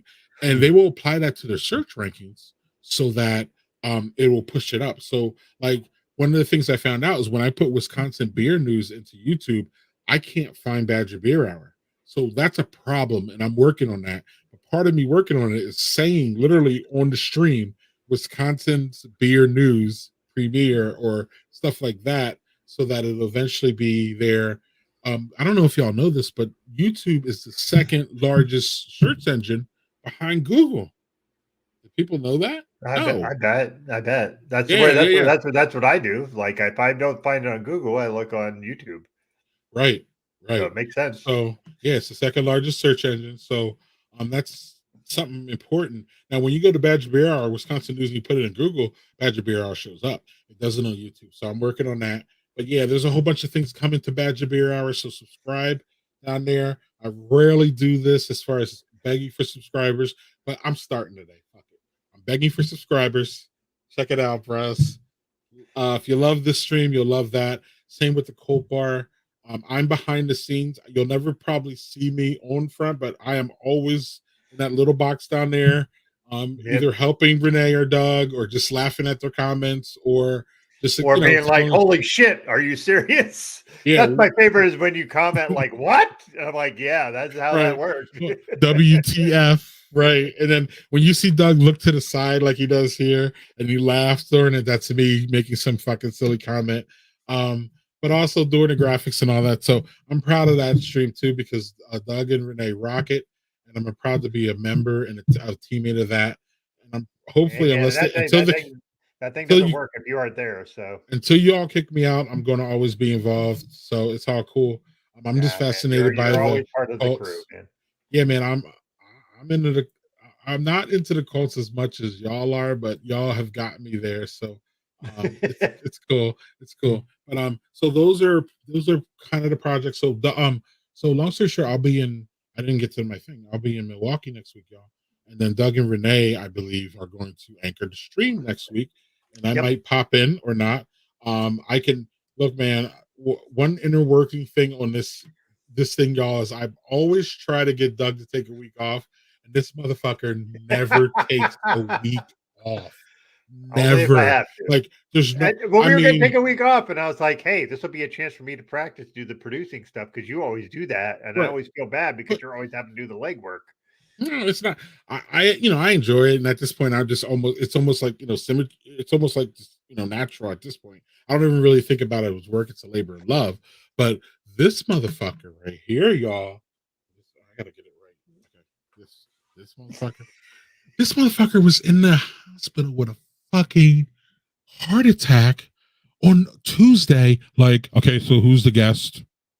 I'll be out on Thursday, and yeah, so I'll be ready. And I'm like, bitch, no, we're not doing it this week. And Doug just like pushes forward, man. He's just one of those like, we would not be here really today if it wasn't for Doug's just drive to do it. Like whether it was when the stream first started and we wouldn't talk for a week, and Doug, would be like Thursday, yo, are we doing the stream this week? I haven't heard from you. Of course we are. But like if Doug wouldn't have sent that message, I don't know, maybe I would have did something with my kids. And it's just still today that like your like hard driving part of this is something I don't think a lot of people see, that keeps me motivated to fucking do it, actually. So not that I don't need motivation, but when you have a partner that's always like, yeah, let's go, we're ready to go. Like, and then I say, well, look, I'm not going to be around next week. Just take a day off and go hang. And he's just like, okay, cool. And then 2 seconds later, it's like, all right, Renee, we got something going? And I'm like, I've been putting the comments there. I was like, well, there goes next week, not having a stream. So if y'all enjoy the stream every week and enjoy that we're here all the time, it's more likely it's about this motherfucker than it is about me. Because I'm always like, hey, man, if we take a week off, it's cool, it's healthy. People can, I can't miss you, Doug, if you never go away. So I always think of that. Like, no one's ever going to miss us if we don't ever not have a stream. So when we don't have a stream, where we have no streams, that happens. When we have a stream, JC's going to be like, motherfuckers, where's the, like, are y'all going tonight? Like, we always get, JC's always the one. Like, where's your stream? And I'm like, right. Even tonight, he was like, yo, I'm not, I'm not seeing where your stream is. What's going on?" And I'm like, "We literally didn't make it, dude, because I's just been behind. It's just been crazy this week. We just Shit didn't happens. make one." So like, yeah. But we can't miss you, Doug, if you're never here. So it's all good though. So next week, Doug and Renee will be here. It's going to be We Cult might Bar have, ish. yeah, we're not I have we're not sure if we're gonna have a guest yet or not. We're figuring that out. So Might it's be on the very fly. cold barish. Might be very cold barish, like I was going to say. And that's not a bad thing. That's a good thing. Trust me, if you haven't seen the cold bar, it's fun. Renee is a knockout as far as this goes. She's way better than she thinks she is at this, Yep. and she's very, very humble about how she presents herself. But she's excellent. And it's nice She's been to on. be She's been on this stream a few times too. I mean, more than a she few, rocks but it. Yeah. yeah, she's excellent, and she has other things to talk about as far as cults. Really, I love when she talks about just being in the military and just being a woman in the military and all those things that she goes through. And she's still, very, very engaged, and she's involved in a charity as far as that goes. So Renee is just all around awesome lady, and another Good people. person that I met because of the stream and because of you.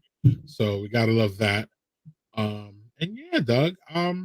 We're probably going to wrap up here soon, but did you have any comments on any of the shit that I wasn't saying? Because I just talked for like 2 hours. No, I am jealous of you going to Venture specifically. That is a place I want to go. I'm not sure I'm going to be able to make it to Home Dad Con. I wanted to, like JG mentioned it, but the problem is like I'm not a stay-at-home dad. Also, there's a lot. Greg hears me complain about money a lot because I have kids that are in their teens and early 20s, and it is just a fucking cavalcade of trying to take care of problems. And it has been hard this year. This year has been really difficult from a money perspective. So I'm not sure I'm going to be able to make it for that. I will be able to make it to Barrel and Flow. I already bought my ticket for that. I'm staying with you, Greg, like we did last year. So I'm looking forward to that because I think we should be able to really buckle up on the idea of like, let's talk to people to be on the show. And not that we'll do it live or anything. Fuck it, we'll do it live. No, I mean, I'll write it. We'll fucking do it live. Fucking Bill O'Reilly, man. Do I have to find now? That's still the best. But yeah, Daniel mentioned that he'd love to have a drink in real life with Renee, and I would too. Like Renee lives in California, so that's a little hard as we're like 3,000 miles away. But I have a drink with her virtually once a month, and besides this show, the Cult Bar and this just like are two of the highlights of my month. I love doing this stuff with you, and I love doing the Cult Bar with Renee. It's just these are the quote unquote labors of love. Friday is always all right. Cool. I get to do Brothers and Boots. I don't know why. I just get really amped up for it, and it makes me happy that we get to do this every week. Right. Absolutely. And yeah, JHG, yeah, family first. So you take care of that first. JHG's right. So let's address this before we go. And then JHG agrees with this, but let's address this. So Daniel, it is time that we start to talk about New York, bruh. It's and our guy JHG isn't far from New York. No, he's not. But it's time. I believe it's safe enough. I don't know, Daniel. We'll have this conversation. It's time to start thinking about a window of time. I'm not sure if that window of time is this year. Maybe it's early next year. But we need to start having this conversation because we need to make sure we need to get that in. Excuse me. I don't know. By many accounts, it seems like COVID's going to remain tamped, and we can move about. And we are here, Daniel. So let's at least start this conversation. Doug, you'll be involved too, Yep. And we're going to get everybody involved. And we're going to do this New York thing. It's time, as Bruce Buffer says, it's time to at least have the conversation. And we're gonna play out. I love it. I don't think we've ever played this. Have we ever played this clip, Doug, on this stream? But we're about to, and this shit's fun. And yeah, So, treat y'all. Oh, Treat. man, I'm already laughing. Treat. I love this shit. That's tomorrow. And that is it for us today. Okay, I don't know. I don't know what that. Whatever it is, it's not right on the teleprompter. I don't know Yeah, what that I is. don't I've never know. seen that. Get it? No, there it is. We are going to do Sting. Yeah. Okay, but Okay. now I can't read it. There's no words on it. Okay. Ready? Sure. There's Yeah. no words there to play us out. All right. What does that mean? To play us out? All right. I want to play us out, Doug. It's Sting is going to do. It's a video. Sting video. What is? For credits? I don't know what that means. To play us out. What does that mean? I think it's To pretty end the obvious. show? Yeah. Yeah. The fuck. All right, go. In 5, 4. Go. That's tomorrow, and that is it. Again. 5, 4, 3. That's tomorrow, and that is it for us today. And we will leave you with a. I can't do it. I can't do it. We'll do it live. Okay. No. We'll do it live. Fuck it. Do it live. I'll write it, and we'll do it live. Fucking thing sucks. In 5, 4, 3. That's tomorrow, and that is it for us today. I'm Bill O'Reilly. Thanks again for watching. We'll leave you with Sting and a cut off his new album. Take it away.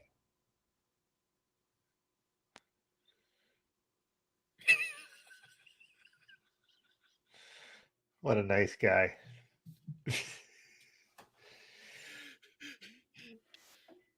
He wanted his boy taste the biscuit. That would be the best. By the way, I introduced a few friends of mine to that, and they were just like, "What the fuck is this?" And I'm like, "Trust me, you will love it." And they were like, "This is the greatest thing ever." So it is.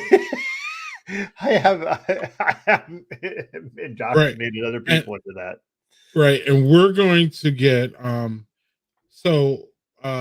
we're going to get copyrighted, but this is the video right after. We're going to get copyrighted for this. This is pretty clear. But Yeah, I don't well, really give a shit. Who gives a shit? I don't Like, care. Motivated enough to do that, so you don't need the book. Put it back. Tell the clerk, fuck you. I'm motivated. I'm going home. I'm going home. It's fucking Carlin, man. Something else I don't understand. Motivation tapes, motivation books. What happened here? Suddenly everybody needs to be motivated? It's a fairly simple thing. Either you want to do something or you don't. What's the big mystery? Besides, if you're motivated enough to go to the store to buy a motivation book, aren't you motivated enough to do that? So you don't need the book. Put it back. Tell the clerk, fuck you. I'm motivated. I'm going home. I saw him live 4 times before he passed. Best fucking comedy concert I've ever been to, and I've been to a lot. He's easily he's in the top 3 for me. It's just and his shit has aged so well, dog. Oh my god, it's like it's evergreen. It's the definition of evergreen. Absolutely. Yeah, he wanted to play Taste the Biscuit. O'Reilly. Definitely didn't want to play fucking Carol from Colorado or whatever the fuck her name was. But I will give O'Reilly credit. He was, listen, clearly the part about screaming at your coworkers is fucking assholish. It's mean. It's fucking horrible. And he's probably everybody hated him. Like, he's one of those people that everybody hated at work. Yep. But either you said it or not, you hated him. But Doug, I have to give him credit. He was a professional there at the end where he did it live and he did it right. He just couldn't do it on tape because he's just a fucking bonehead. But he actually did it right when it was time. You know what I mean? Like he was like, we would have never known if that tape, unless that tape got leaked, we would have never known that he had fucked it up. But he did it like, professionally as a professional. He absolutely pulled that off. He was just an asshole before and after, but he's always an asshole. So that's, that's him. So you can't get out of being who you are at some point. If you're an asshole, you're an asshole. So, but he actually did his job professional. He did his job. It wasn't really that professional because you know what I mean. Anyway, Daniel says, sounds good. I moved to my new apartment, so I'm way more stable for planning too. Cool. Okay. Good. Okay. Cool. So I'm just saying we're ready to have that conversation and they're ready to probably put it on the schedule. And I think everybody agrees. It was hard to get to a point, Doug, where everybody agreed, if that makes sense. Like, Yep. you know what I mean? And it was still kind of shady. But now I don't, I'm cool with traveling to New York. And then again, if we feel that we have to put masks on, we'll put masks on, just like anywhere else. Hey, So I'm good right. with it. So I'm good with it. We were out today. And I don't know about you, Doug, but when I go see my doctor, I got to put a mask on. Yep. Oh. In New York State, they have relaxed it so that in places like that you don't have to. I do every time. Well, we have to, but we have to. Like, but we have to. But the UW system here, which is our medical system, says that you have to wear masks. It's not from the state, but it's them saying you have to wear masks or you don't get service. So it's no mask, no service. So I like that, and I had a mask on my whole hour session that I had with my doctor today. We both had masks on, and we were talking back and forth, and it was fine. It was great. But yeah, they mandated at our places the medical still. And I'm glad for that, and I'm cool with that. But my point is that I'll wear a mask and I could be good. And yeah, I don't have to, but I do. Yeah. So, and nobody gives a fuck. But like that's where I'm at with the whole thing. Like I'll wear a mask and it's cool. So I am Kaiser Permanente tells you have to wear a mask. That's their healthcare system there. So. Okay. I mean, if you don't know, why not be safer? Correct. And I'm at that stage too. I'm at the stage where, again, I can choose to wear a mask if I want. I'll just have one. We'll all just have some. Michelle, or sorry, as I call her, lady of the house, she's been stocking up on masks since the pandemic. So we're always going to have masks in this house. They'll just not be prominent. And whenever we need them, we'll have them. Plus, I have a cough or two. So, I mean, we're good. But anyway, I just wanted to make sure that we kind of aired that out and made sure that if any of y'all are interested, we're going to be going to New York for a nice little weekend. Daniel Fisher is going to show us all the things that we need to know about New York beer and some good places to eat too. So we're not going to skimp on the eating. And Doug and I are going to share a lot of shit because we can't be consuming all that. And Doug's, you already anointed you my food and drink buddy, so we can share some meals and we can share some. Well, if Jill doesn't come, we can share the bed. That's cool. I don't know. If Jill's there, we can share the bed. Whatever. Yeah, who cares? We won't carry anything, so it'll be fine. As long as it's a king size bed, I'm not sure we could share a fucking full bed. That'd be fucking bad. Right. Doug knows I love me some Jill, and Jill loves her some me. So it's all love between. It's all love. And I absolutely miss Jill bad, actually, at this point. I know Doug does when she leaves, for 4 days. So of course, it was like 4 years now. So that I miss my Jill. So I need to have me some Jill time because she's important to me too. Obviously, she's important to Doug, but she's important to me too. So yeah. So as long we've been friends as long as Doug and I have been friends. Jill was in the really a big part of the early Brothers and Booze conversation as far as giving her input on what she thought that the stream should look like. And one of the things that Jill did was I don't know if y'all remember, we just started on YouTube, and Jill put her influence in, was like, y'all need to be in other places so y'all could be accessible to other people. And she was right, and we listened to her, and the rest is history. So yeah, we're stuck with her, but really Doug is stuck with her, drinking all of his good beers. So and I know that with her. That's fine. But I know beer is good when Doug says Jill loved it, so I know it's good then. Not that I don't like Doug's opinion, but Jill's opinion is better in this area for sure. So not with the top sheets though. I don't you can never have 100% symmetry on that. Jill and I are in 100% symmetry on that issue too. So there's no. Doug, I should have invited you on my Sunday, on my late night Saturday space that I've been starting to have. We talked about top sheets, and you would have been the only contrarian. Really? Then those people are not. They need more booze, or they need to actually experience it without a top sheet. Well, one of the fun things is it's not 100% black folks, but there's a lot of black folks that come to my stream on Sunday nights or Saturday nights, and most of them that were chiming in were black. So I'm like, is this a black thing that we like Top Sheets? I No, wonder. no. It's not because not because there's a lot of white folks who agree with you. No.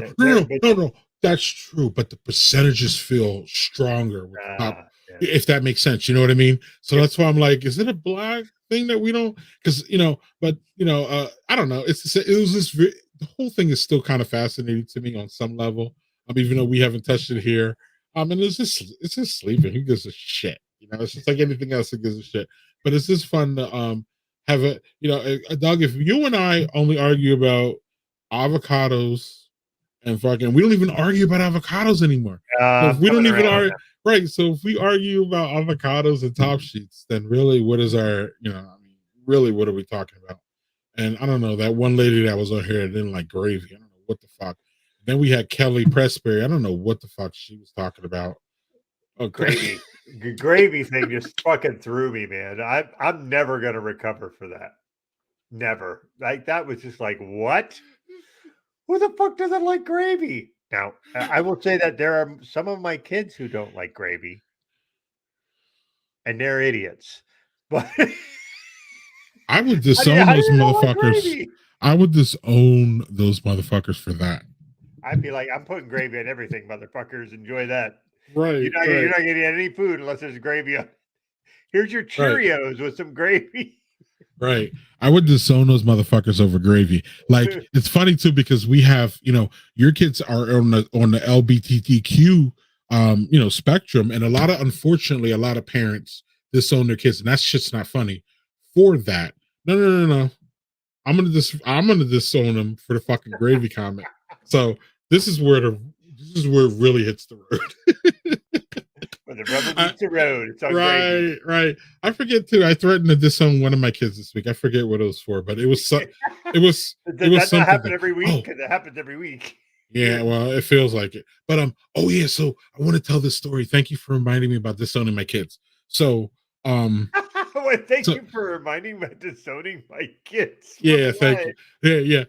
Take a clip of that and then put it on YouTube, and then it's really gonna, right? If I ever run from fame, they'll be like, you disowned your kids. So anyway, so here's a long story short, dog. I don't think I shared this with you. I shared it in one of my gaming streams. Okay, so how do I frame this real quick so I can tell the story and it's funny? Okay, so I wake up this morning, right? And the boys are like, sometimes sometimes news gets some really shuffling, and they're talking about it, and they're going back and forth. And I wake up this morning and they're like, man, Jedi Survivor, they completely baffled. Jedi Survivor is a game that came out today, y'all. EA Sports. It's basically a first person kind of shooter, Star Wars thing, where the dude comes out and he's got a lightsaber, fighting Darth Maul and all the shit, and it's one of those hand-to-hand combat games. Star Wars rarely has made a game like that. But they made Jedi Survivor. Jedi Survivor came out today. A couple months ago, Doug, I pre-ordered it. Now, if y'all know anything about me, I don't pre-order games, and I am that cheap dad when it comes to this. I will get a game that's 5 years old and pay $20 and then present it to my kids, look at this game, it's great. And they're like, Dad, game is 10 years old, it's irrelevant, nobody gives a fuck about it, why are you giving this to us? Those are the looks I give. I only get older games, and it worked when they were young, Doug, because when they were young, I could get them a console that was 3 years old. They didn't give a fuck because there was just a video game and they didn't know. But my kids now are up on it. They're age. They do my stream, the lag libation lost saves. They're behind that producing and all that shit. I wake up this morning and they're like, what an abysmal failure this is. What a horrible game. How can you fuck this up? Anybody who bought that, I don't even know why you would bought that. It's a $70 game, Doug. So I go to my doctor's appointment. We come back. The Amazon packages are there. I open up the Amazon package. What do I have? The game that my kids were mocking for 2 fucking hours. Literally, I pull it out. So then I was like, don't laugh at me. And they're like, what? And I was like, don't laugh at me because I completely forgot that I pre-ordered this $70 fucking game, dog. So like, they pull it out. I pull it out and they just fucking completely like laugh in my fucking face. And I'm like, oh my God, what a complete parenting fail. Like, you're a fucking clown. Like, the one time, Doug, that I pre-order, it was seriously the first time that I pre-ordered something just to give them a surprise and be like, here, y'all. My kids are like, I was like, don't laugh at me. And they just completely laughed at me. They didn't really mock me, but they definitely laughed in my face. And I was just like, I'm just not a bad parent, but I'm like, it was just a parenting fail. So then the oldest is like, the youngest, Damon, the youngest, he's like, he's just like, look, it is what it is. You fucked up. My oldest is always like my biggest supporter. So he's like, Dad, it's not that bad. Like, it's only PC and I think the console's better. And like, he's just trying to like polish that turd. And the youngest doesn't polish the turd. Right. And the youngest does it. So I'm like, I was like, don't even open it. Do I just send this back? So it was just really a funny thing. Like, it wasn't that bad of a parenting fail, but it was a parenting fail because I went out on a limb and I was just trying to like do the right thing as a father. And I just landed right in front. I just splat it right in front of my face. So it was really funny. I was talking about it in my Lags Libation and Lost Saves. And Steve was like, those ungrateful kids. And I'm like, no, they weren't ungrateful at all. Actually, they were really grateful. They said they would play it, but I just failed. Like, I just didn't like. How are you supposed to know? You don't know. I don't know, but it was just funny. It wasn't a fail. It wasn't a failure. You're trying to do a nice thing, and it just didn't like work out the way you wanted. That's all. Right. But even Damon was like, yeah, like because Damon has this thing where he's like, you never pre-order games because you don't know what you're gonna get. You wait till it comes out, you see the reception, you know what I mean, see what people are feeling, and then you go and get it. But he was right though. He's like, this is what happens when you pre-order games, and it was like this lesson like my kid got to teach me. It was just like, I mean, it's cool, but it was just, it's fun. So yeah, Daniel Fisher says it's the sequel to Jedi Fallen Order, which is a game that they have, and the oldest one liked it. So I was like, I'm in. This is going to work. This is great. And my kids do so much around the house, especially since my heart condition. They've been cooking and cleaning and making sure everything gets done, and they've taken over almost all the shit that I do. So I just want to like give them back. Wait. Your kids do stuff around the house? Mine still don't. That's because, well, the element that's different, Doug, is that they're homeschooled and they don't leave. So then I have to like, you know what I mean? So then they feel a little bit of obligation where your kids can just skate off to like college and be like, hi, Dad. We know y'all miss us. So hi, we don't have to do shit. I don't miss shoveling your money. That's something I miss, but okay. Right. They know where to come though for support. You already know. But yeah, my kids never fucking leave. So then I think that's an element of like they feel obligation to like work around the house and cook and shit. But and then I feel an obligation to overcompensate them. So that's what's going on. But on that note, Doug, we've gone a lot longer than I thought we did. But that's of course because we have such good chemistry. It's just truth. It is what it is, and that's a good thing. Yep. So Daniel says, I like the Star Wars lore in the game, which is why I was looking forward to it. The villain has a lot of mystery around it. Won't spoil anything. Daniel, so you've played it? Just came out today, bruh. Look at you. Damn. I didn't know Daniel was this big of a gamer. Daniel knows a lot of shit, man. About everything. Yeah. Listen, I know a lot of things about a lot of stuff, but it's all surface level shit. Daniel knows a lot of deep stuff about a lot of different things. It's a different beast.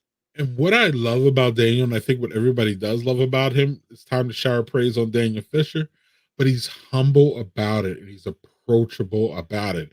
He's not pretentious or contentious. So no, not played it, but I followed the clips that are released and there's a lot of interesting clues. Okay, cool. So we're deciding this weekend whether we want to keep it or not or save it. But I just say it's here. Y'all just enjoy it. It doesn't matter. And I just thought it was just a funny little anecdote there. So yes, y'all. We're gonna get out of here, but y'all will see Doug and Renee next week. And y'all absolutely. I didn't even upload thank you yet, Doug. I thought you did. right now. Maybe you didn't. No. I made it, but I didn't upload it. So I'm working on that right now. But we'll do that right now. Yeah, But so yeah, Renee and I next week, and then yeah, I'm well, trying to think. The Colt Bar is okay, yeah, before that, the third. yeah. I was gonna say Colt Bar Wednesday, and then so a double header with Renee and Doug, Colt Bar Brothers and Booze next week, brother and sister and booze next week. Yep. And yeah, so other than that, y'all, we had a really good time. Doug, I love when we don't have guests. I guess obviously having a guest is better, I think, but Mhm. it's just fun going back and Doing this old. kindling our olden days. And yeah, what kind of operation are running here? It's a free operation. Yeah, smoke and mirrors, or what? Oh, what is it? What do they call it? A house of cards? So Yes. if you pull one card out, it most likely will stay up, JHG. But JC, you are more. You probably know the inner workings of this bullshit more than most of us. You and Daniel. And yeah, what's going on this weekend, Doug? Real quick, anything exciting? Nothing. Just I got a lot of yard work and garden prep I got to do. So that's here. I'm hopeful. I want to do a hike because it's been a while since I've been out in the woods. Ooh, I will tell you, being out in the woods is like the most therapeutic thing I can do for myself. So that is my mental health break. So I'm hopeful to be able to do that. So, what about man. you? What about you?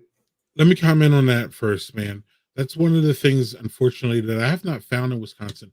I used to be able to go out to the Appalachian Trail when I lived in Allentown, out in Slatington, Pennsylvania. There used to be a little bit of a hike up to this really nice vista that I could see, and that's where I always went to recharge myself when I was having problems or when I was, any kind of stress. I would just go up there and just sit, Doug, and just even sometimes it was just with one beer, or I would just sit and just chill. I don't have that in Wisconsin. I'm still struggling because Mhm. that used to be my outlet, my go. So I'm still actually looking for it. I have not stopped looking for a really good place that I could just go, even whether it be with my significant other or my boys. Right. So I'm with you on that idea of nature being a recharger. And I think a lot of people find that once they find a good spot and once they really just open themselves up to just being in nature and just taking it in. Sometimes we're in nature and we're hiking and we're just like about the points, meaning, the point to where I gotta go. I'm working, I'm walking to Oh, I the don't. I point, don't hike. and I I'm don't coming hike that back. way. And but you know what I'm saying? A lot of people do, and then they miss the whole experience of like just taking that shit in. So hats off to you for pointing that out.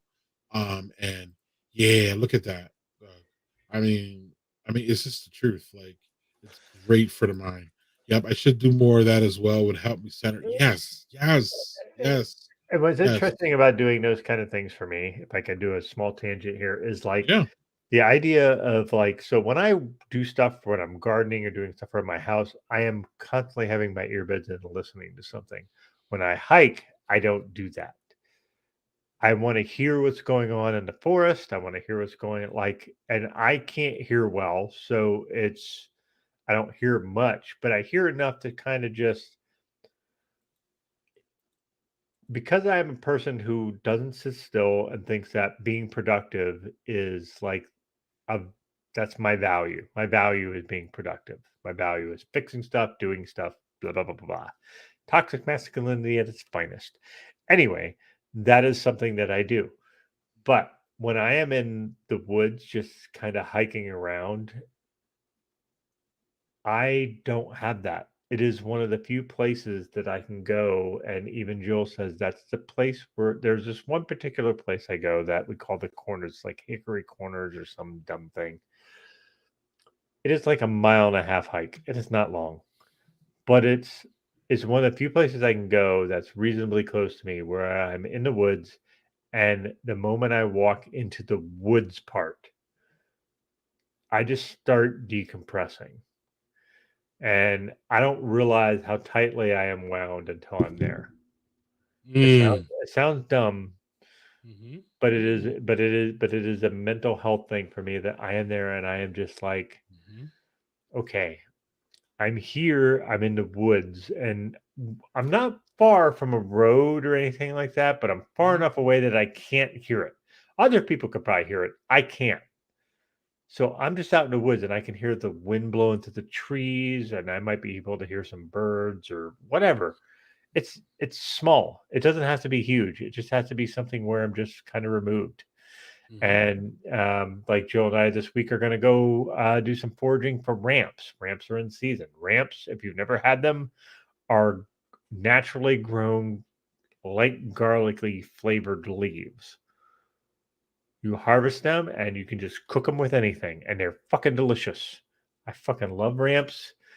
The problem is ramps also grow with this other thing, which you cannot eat because they are bad for your heart. So you have to look at what the leaves are that you're harvesting. So that is a problem. Like we harvest them not realizing that last year, and Joe made them and then realized, oh shit, we can't eat these because they had these things that are like not safe. And it's literally like you have like the stems and they go up in the leaves, and then there's like the branches that go off in the leaves, right? The little blah, blah, blah. Some of them are differently colored. It's literally something small as that. And those things are not good for your heart. And I'm like, I'm the ram shaker. All I want to do. Bada boom boom. Bada boom boom. Yeah. So did you finish your thing before? I'm sorry, Daniel. No, it's just something we're gonna do this weekend, and I'm looking forward to it because it's a delicious veggie to fucking put in your food. It's garlicky. It's not like overly garlicky. It's not garlic. It's just it's almost like having it's almost like having shallots, or as a British say, or shallots. Is just like it's like onions that are lightly onion flavored. That's how ramps are for garlic. So yeah. Awesome. And You final what are you comment. doing? What are you doing? Final comment real quick. JHG agrees about getting out in the wilderness. So we all agree. So y'all need to do that. I'm laying low this weekend because the next week is going to be big and I'm not going to be here. So laying low. And I got a new phone, dog. We got to rank stuff too. Got a new phone. I'm happy about it. Ooh. Look, it's so new. It doesn't even have a cover. I'm excited about that. Okay. I got a really good. This is why I love. We're talking about Android and iPhone, and I'm not trying to get into that. I never actually try to engage in that conversation. I used to argue about it, and now I'm just done with it. I don't even want to hear about it, and mostly I don't even chime in. But Android, man, $150 for this, Doug. New. Yep. I mean, you can't beat Android. I don't care what your iPhone people say. You can't beat Android for the price. You just can't. So let's not even have that conversation. Now, if you want to talk about functionality and all that, that's a different thing. But it's cool. I own stock in Apple, so buy all your iPhones. Buy them all. Buy 3 of them, actually.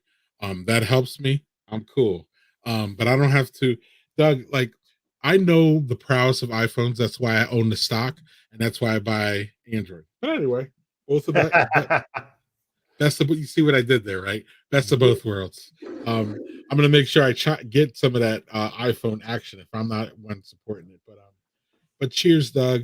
I just want to thank you for giving me 2 good hours of time here. Now I'm going to go watch my Browns ruin another draft and act like they're going to do something in the world, and they're never going to. But I'm resolved with that, so it's fine. Like again, it's cool.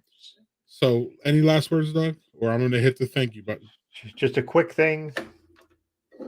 All of these were excellent.